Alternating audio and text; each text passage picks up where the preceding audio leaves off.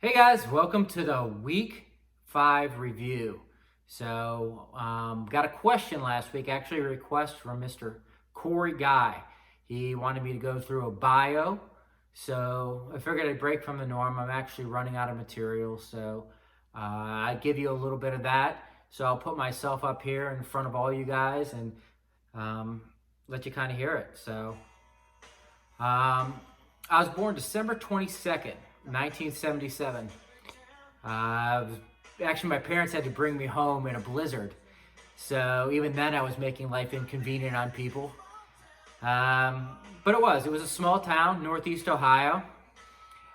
We didn't have much growing up, but we definitely had enough. It was a lot of mouths to feed. I grew up with 12 big brothers. Yeah, lucky 13 right here. So I remember the toughest time being when my dad, he had to get a second job, which again makes it hard on the family, time away. But it all came crashing down when he actually broke his foot at the second job when the hot air balloon came down. The basket came right on his foot and he broke it. And just to illustrate that, I brought you guys the x-ray just to show you. Yep. So his foot was broken, and it actually really affected us because he had to lose his first job as well too, as a tap dance instructor. So yeah, times were tough there. And then my mom, my mom had to go out and become the breadwinner. So she went out looking for jobs, and finally she interviewed at a petting zoo. Only problem was the only opening they had was a crocodile pit. So you can just imagine how that went. Bottom line, I'm not going to do my damn bio in a video to you dorks. So if you want to know anything about me, feel free to sit down, buy me some beers, buy me a dinner. I'll eat. Until then, I'm going to continue telling you how your team sucks and how great I am. Not just my fantasy football team, but me. Boop. On to the standings. We got a new number 1. Case is taking over the top. So 4 tight ends apparently beats 3 quarterbacks.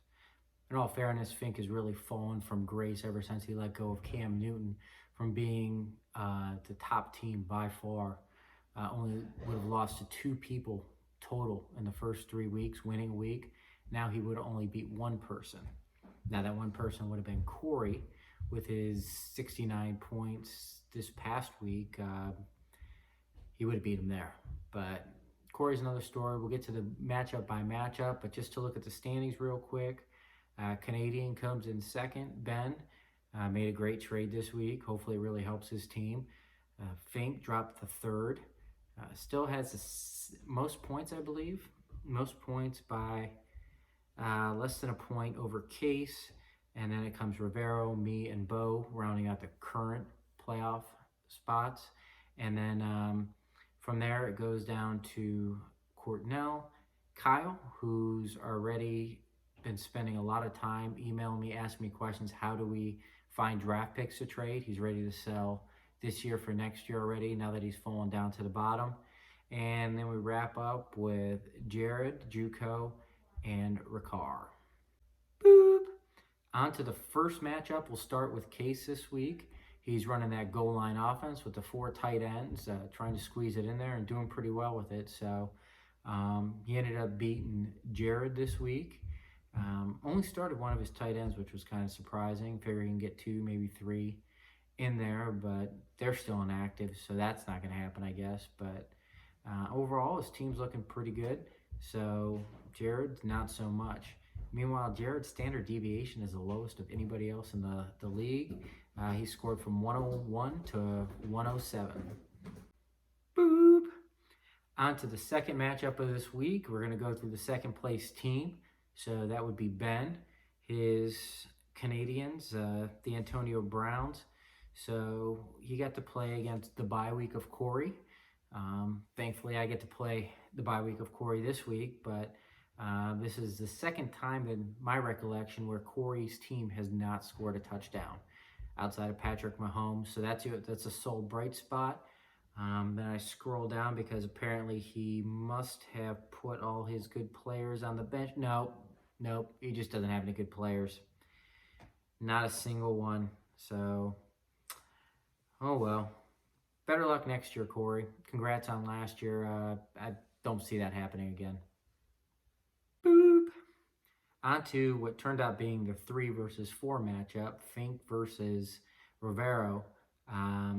Funniest part of this was to see Goodwin lined up directly across from Evans, and this disparity in the scoring when Mike Evans put up a big old goose egg. So that's a solid 0 for him.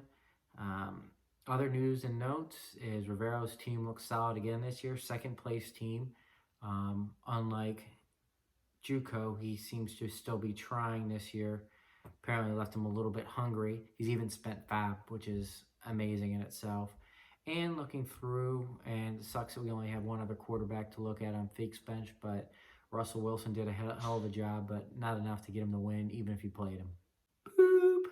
On to the return of the WIPA, the rematch. I won the WIPA the first time, which it's only fitting that I won it the second time as well, too. So I believe I beat Kyle last year as well, so I just make a habit of beating Kyle. I know too many people wouldn't be proud of that, and I probably shouldn't be either, but it's fun either way, regardless. So this was the highest scoring game of the week. I ended up with the most points in the week, so $75 to me. Kyle actually had one of the better scores of the week, so kind of disappointing probably for him to lose. It was funny to see that he did pick up San Francisco's defense only to keep him on the bench, but good for him. Got some garbage points there at the end, but not nearly as many garbage points as Dak Prescott, so thankful for that. Boop. On to the bromance relationship, at least as far as I can see it, and that's Bo and Franco. So they're like this. That Italian blood runs thick. But Franco kind of tossed in the towel. He said, I got those 2 wins. I'm good to go. I'm going to go ahead and trade for Sammy Watkins for Juju Smith-Schuster, which was a great move for everybody else in the league. So I think we're going to stand pat at the 2 wins for Franco the rest of the year. And Bo seems to keep getting wins with mediocre scores, so good on him. At least this week I won't have to hear about who drafted who. Franco was nice enough to put Jacobs on the bench because he did steal him from Bo, and they got that bromance going on, paisanos. So there you go, Bo. Congrats on your win. Boop. On to the last matchup of the week, and looking at Courtnell versus Ricard. And again, Courtnell's finally turning it on, so those backs are looking good. Juju Smith-Schuster kind of put him over the top, but his biggest point score was that Philadelphia defense with 35. One of the top defensive scores that you'll see, 10 sacks plus 2 touchdowns. Again, amazing. 35 of 142 is not bad, so I still wouldn't fear him that much. Ricard still has Baker Mayfield on his team. I love the Browns too, but I ain't starting him in fantasy football anytime soon. He did post an exact 0 score. So how he pulled that off, I don't know, but he did it. So Ricard, I'll be talking about you here in a couple seconds again. Boop. On to the waiver portion of the show. So remember a couple weeks back when Ricard went and spent all his money like he was, and he got 3 really dirty hoes. Rex Burkhead, who's been hurt, but he dropped $52 of those hoes in Wayne Gallman and Daniel Jones, who are now floating out there for everybody to pick up for free.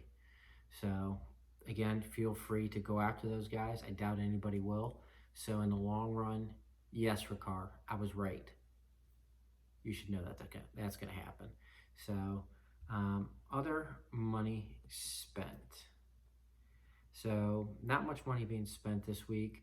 $15 on a defense though. That was fun to see. So Courtnell got Dallas for $15. Apparently he thought the Philadelphia thing was going to repeat itself. $15 for a tight end, Gerald Everett. So maybe Case will have a market for one of his 4 tight ends. It looks like 2 of them are coming back, so they will be active. He may be able to get something for those, but I wouldn't give him shit because I was smart enough to get Kittle. But outside of that, not too much of interest. No real battles for any players.